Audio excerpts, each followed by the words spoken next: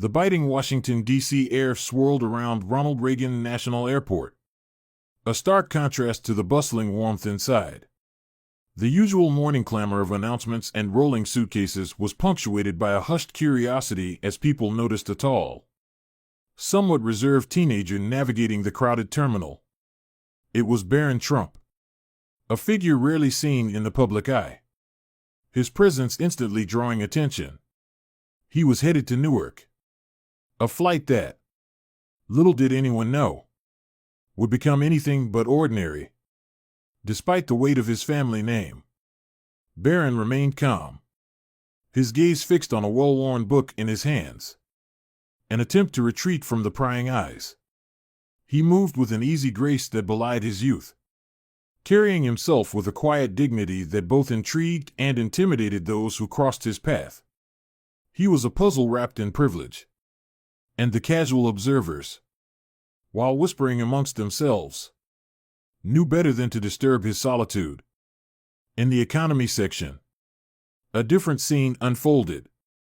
An elderly man, his face a roadmap of wrinkles, struggled to stow his worn leather bag into the overhead compartment. He was a picture of stoicism tinged with a quiet weariness. His army coat, once a vibrant symbol of service, now bore the faded colors of time, the row of metals clinking softly as he shifted. The old veteran's movements were slow, his joints protesting every turn and stretch. And his eyes, though still sharp, held the distant gaze of someone who had seen too much. He was a ghost of battles fought and a testament to sacrifices made, a stark contrast to the fast-paced world of modern air travel. He finally found his designated seat and settled in, a sigh of relief escaping his lips. As the plane prepared for takeoff, a discordant note shattered the relative calm. The passenger assigned to sit next to the veteran made a distasteful face, scoffing at the idea of sharing space with him. She muttered something under her breath, a mix of complaint and prejudice, her voice laced with an entitled disdain. "I'm not sitting next to that," she declared, loud enough for several people in the vicinity to hear. The veteran looked away, his cheeks flushing, trying to ignore the slight. An awkward silence descended, heavy with judgment and injustice, as the flight attendant attempted to intervene, trying to smooth over the situation. The cabin felt tense, the passengers exchanging uncomfortable glances. Barron, sitting in the first-class section, saw it all unfold. He watched the veteran's shoulders slump slightly and the flight attendant's increasingly worried expression. It was a small act of cruelty, perhaps unnoticed by many, but it resonated deeply with Barron. Without hesitation, he stood up, and in a low but clear voice, offered his first-class seat to the older man. "Sir," he said, "I'd be honored if you'd take my seat." The cabin fell silent, shocked by his spontaneous act of generosity. The woman who had instigated the problem looked away, momentarily abashed, while the veteran stared at Barron, his eyes wide with disbelief. The subtle tension of the cabin shifted, replaced by a collective sense of astonishment and admiration. It was a moment that would set the tone for the entire flight, a testament to the surprising depths of character hidden behind the quiet demeanor of Barron Trump. The veteran, whose name was revealed to be Mr. Thompson, carefully settled into the spacious first-class seat. He moved with a mix of gratitude and uncertainty, the luxury a world apart from the cramped conditions he was accustomed to. The attentive flight attendants, aware of the situation, offered him blankets and refreshments, their smiles genuine.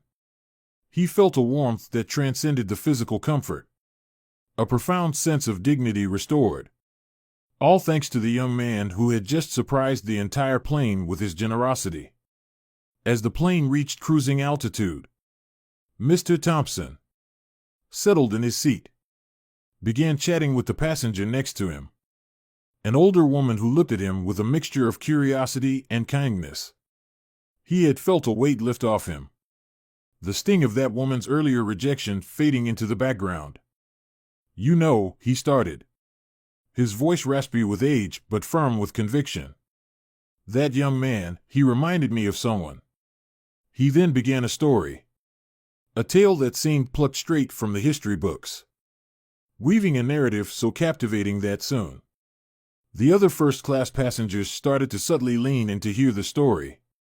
He spoke of his time in Vietnam, of the horrors he had witnessed and the lasting scars they had left.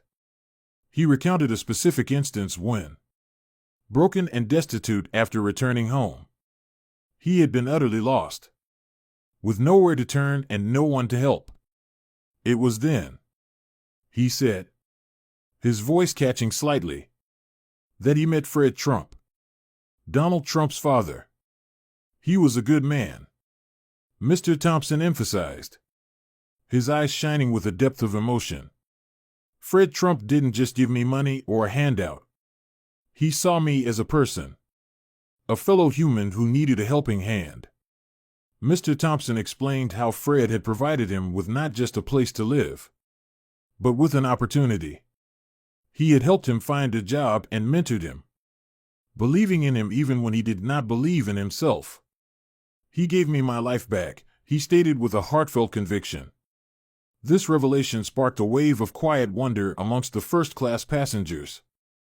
The story painted a portrait of a man they had only known through the legacy of his son, a side of the family history rarely discussed in the media. The story spread through the first-class cabin like wildfire, whispers of Fred Trump and acts of kindness filling the air. The passengers, who had initially judged the older man by his appearance, were now listening with captivated attention, their perceptions shifting. Mr. Thompson, emboldened by the rapt attention, continued sharing, elaborating on the impact Fred's actions had on his life. He painted Fred as a man who held deep convictions, a man whose influence extended far beyond the real estate empire he built. He emphasized Fred's commitment to family and his dedication to helping those in need, a stark contrast to the often harsh image portrayed by his son. This unexpected revelation, delivered by an unassuming veteran, was rapidly rewriting the narrative, prompting the first-class passengers to reassess everything they thought they knew about the Trump family. It was a ripple effect of truth, ignited by an act of kindness, and spreading throughout the confined space of the airplane. While the story of Fred Trump's kindness was rippling through the first-class section, Barron was oblivious in his new seat in economy class. He was engrossed in his book, attempting to recapture his earlier tranquility. He had offered his seat without expecting any recognition, the act purely driven by a sense of fairness and empathy. He remained quiet, observing the interactions around him, but not actively participating in them. He wasn't seeking praise, only a return to the quiet solitude that had been disrupted earlier. He was not completely disconnected from the first-class happenings. He could hear the soft murmur of voices and the occasional laugh, but he didn't know that the subject of their conversations was his family.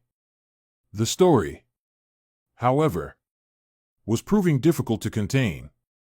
A particularly curious passenger from economy, a woman in her late 30s, felt compelled to share what she had overheard with Barron. She approached him hesitantly, carefully navigating the crowded aisle, her eyes sparkling with a mixture of admiration and intrigue. However, before she could reach him, she was intercepted by a flight attendant. The attendant, aware of the attention Barron had been receiving, and wanting to ensure the young man's privacy, gently redirected the woman back to her seat. This small incident underscored the tightrope Barron was walking, caught between the expectations associated with his family name and his own desire for quiet anonymity.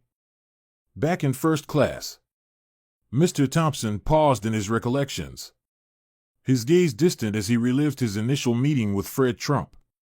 He recalled the overwhelming sense of gratitude he had felt, a feeling that even after all these years still brought tears to his eyes. He had often wondered if Fred's grandchildren were aware of the true scope of his compassion and generosity. He asked himself, did Barron have any idea that his grandfather was capable of such profound kindness? It was a question that was gnawing at him. The revelations were stirring up something deeper, bringing to light unspoken questions of family legacy and responsibility. It wasn't just about a past act of kindness, but about the enduring legacy it represented, and the burden, or perhaps blessing, it placed on the family carrying the name.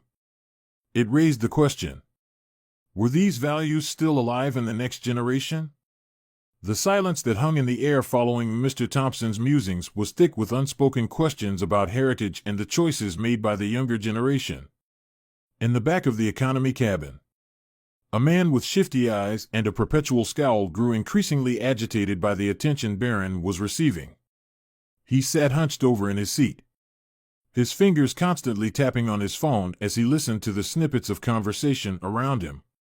He was a study in discomfort, his body language radiating attention that went unnoticed by most of the other passengers, engrossed in their conversations or lost in their own thoughts. He seemed determined to disrupt the calm, his restlessness a stark contrast to the quiet dignity Barron was exhibiting. He had tried a couple of times to approach Barron under the guise of casual conversation, but each attempt was met with polite but firm rebuffs. Barron's aloofness only seemed to fuel his determination. As the story about Mr. Thompson and Fred Trump started to reverberate even in the economy section, the man leaned forward, his interest piqued, not by the kindness of the story but by its potential for exploitations. He saw a potential angle for his own gain. With a smirk, he introduced himself to his seat partner, a young woman engrossed in a travel magazine.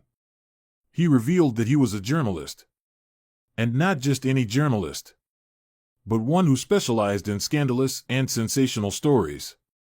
The way he phrased it held a sense of pride and barely concealed ambition. He made it clear that he was on the lookout for a hot scoop, something with enough shock value to grab headlines. He had initially dismissed the flight as uneventful, but now he felt that he might have struck gold with the unexpected connection between Barron and the veteran. Barron, though he did his best to remain aloof, could feel the journalist's gaze boring into him. He tried to ignore the man's attempts at engagement, but the journalist was persistent, constantly dropping hints and provocative comments, hoping to elicit a reaction. The journalist seemed determined to force a narrative, to twist the story to fit a preconceived angle. He kept making remarks about Barron's family, trying to provoke an emotional outburst. He was like a shark sensing blood in the water, his determination unyielding and a constant threat to Barron's quiet composure. The man's presence in the cabin was a dark cloud hanging over what had initially been an inspiring flight, adding a layer of uncomfortable tension and anticipation. It highlighted the fine line between public figure and private person, and the constant vulnerability that came with fame and family legacy. The journalist, a vulture circling for a story, represented the very antithesis of what the flight had initially stood for. The flight had become a crucible, testing the resolve of its passengers. Just when the tension of the journalist's presence had reached its peak, a new crisis unfolded, shattering the relative calm. A passenger in the middle of the economy section suddenly collapsed, gasping for air, his face contorted in pain. Panic rippled through the cabin as people jumped to their feet, their conversations turning into worried shouts. The flight attendants, trained for these situations, quickly responded, attempting to assess the man's condition and administer first aid. Barron, reacting instinctively, immediately rose to his feet and pushed his way through the throng of people to offer help. His calmness under pressure was immediately apparent. He spoke with a quiet authority as he efficiently assisted the flight attendants, his actions precise and deliberate. He helped move the unconscious passenger to a more spacious area, and, drawing on some first aid knowledge he had acquired during a youth program, provided the necessary support while the flight attendants contacted medical personnel on the ground. He remained calm and collected, a stark contrast to the chaos that swirled around him, offering a sense of reassurance to the other passengers. In first class, Mr. Thompson had witnessed Barron's decisive actions. The veteran's eyes widened in recognition. His gaze locked onto the young man with profound respect. The swiftness and effectiveness with which Barron handled the situation reminded him of his own experiences in the Army, where quick action could be a matter of life or death. He could see an echoing of Fred Trump in Barron's unflappable composure and his genuine desire to help others in need. He realized then that Barron was not just a reflection of his family, but a testament to his own values, a man of courage and compassion in his own right. The medical emergency had not only brought the passengers together, but had also illuminated Barron's true character. The connection between Barron and Mr. Thompson, initiated by the veteran's story, was now being solidified by shared action, creating a bond far more potent than mere conversation. They were both, in their own way, acting from a place of compassion and selflessness. The emergency, a moment of fear and uncertainty, had inadvertently become a bridge, connecting two seemingly disparate lives. It was a reminder that in the face of crisis, what truly matters is the strength of the human spirit, a lesson that was unfolding in real time for everyone on board to see. The act of heroism also served to quieten the journalist, if only for a brief moment, reminding him that there are moments more important than the next headline. The plane, having overcome its mid-flight emergency, began its descent, the tension in the cabin slowly easing. As the New York skyline came into view, Mr. Thompson knew that his time with Barron was coming to a close. He felt the urgent need to speak with him, not just as thanks for the seat, but to share more of the legacy that had clearly impacted Barron as a person. He made his way slowly back to the economy section, the years weighing on his joints, but his determination pushing him forward. With a tentative smile, he approached Barron, his movements cautious. "Young man," he began, "I need to thank you for your kindness, and to share something I didn't finish earlier." Barron, his calm demeanor still intact, listened attentively as the veteran spoke. He was curious about the rest of the tale, but remained quiet as Mr. Thompson continued. "It wasn't just me that your grandfather helped," Mr. Thompson said, his voice thick with emotion. "He was always looking out for others, for those who needed a break in life." He recounted stories of other veterans that Fred had aided, each story painting a picture of a man with a heart of gold. It was clear that his generosity went far beyond a single act of kindness to one person. It was a pattern, a commitment to using his position and resources to help those in need. The stories painted a nuanced picture, far removed from the often harsh image that surrounded the family name. Barron listened intently, his eyes reflecting the complexity of the information he was receiving. He had been aware of his family's public persona, but had remained largely sheltered from such intimate details about his grandfather's character. The stories Mr. Thompson shared were profound and deeply moving. They were also challenging. The weight of his family legacy suddenly felt heavier, carrying both the pride and the responsibility. This conversation, he realized, was more than just about the past. It was about the future, about the kind of man he wanted to be. The plane began its final descent, the rumble of the landing gears signaling the end of the journey. The two remained in quiet contemplation, each processing the weight of their shared experience. Mr. Thompson, his mission complete, nodded to Barron with a look of respect and admiration. He had shared a part of his past, and in doing so, had perhaps helped shape the future of the young man. The stories were not just about Fred Trump, they were about the legacy of kindness and the profound impact it could have across generations. This journey, which started with a simple act of generosity, had unfolded into a profound lesson of empathy, humility, and the enduring power of human connection. The story was not just about what one man had done, but about the importance of how acts of kindness can ripple out across time, changing lives long after the original act was performed. The plane touched down in Newark with a gentle bump. The usual sounds of arrival replaced by a subdued atmosphere of reflection. Passengers disembarked with a different energy than when they first boarded. A few offered a quiet nod of respect to Barron, a silent acknowledgement of his actions. They had witnessed something special, something that had touched them and changed their perspective. Mr. Thompson, too, was met with an unexpected outpouring of kindness. His step steady despite the weight of his years. The shared experience, coupled with the emotional revelations, had created a sense of community and shared humanity that was palpable. The journalist who had hoped for a sensational story was left empty-handed, his agenda thwarted by the authenticity of what had transpired. As they made their way through the terminal, several passengers, including the young mother and the journalist, now humbled by the events, began sharing the story on social media.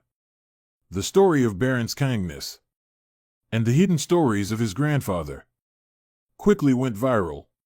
The narrative of the flight was spreading like wildfire, garnering a wave of positive reactions and generating a much-needed moment of genuine inspiration and hope. This spontaneous act of public sharing showed that even amidst the chaos of the modern world, people were searching for authentic stories of compassion and human connection.